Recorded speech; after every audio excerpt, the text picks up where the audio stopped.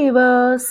ஐயோ, ரசத்துக்கெல்லாம் ஒரு ரெசிபி வீடியோவான்னு கேட்கலாம். என்னங்க பண்றது, உடம்பு சரியில்லை, சோம்பேறித்தனமா இருக்குனாலே டக்குன்னு செய்யறது இந்த ரசம் தான். பல வகையான ரசம் இருக்கு. ரசம்னாலே எல்லாருக்கும் வைக்க தெரியும். இந்த ரசத்தையும் ஒருக்க வீடியோ பார்த்துட்டு ட்ரை பண்ணி பாருங்க.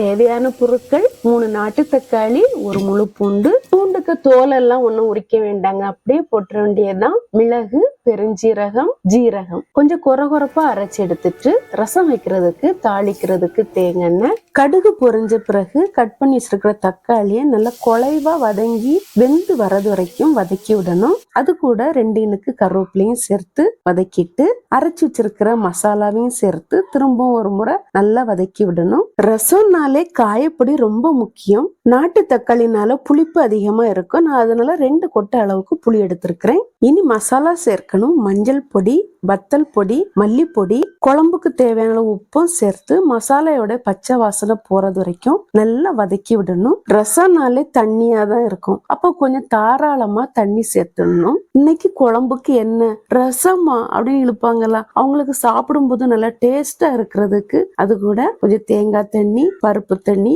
கொஞ்சம் புளி தண்ணி. நான் கொத்தமல்லி இலைக்கு பதிலா கொஞ்சம் புதினா இலையும் கருவேப்பிலையும் சேர்த்து ரசத்தை கொதிக்க விட்டு இறக்குனேங்க. இப்படி ரசம் வச்சு கொடுத்து பாருங்க, பிடிக்காதவங்க கூட விரும்பி சாப்பிடுவாங்க. வரட்டா.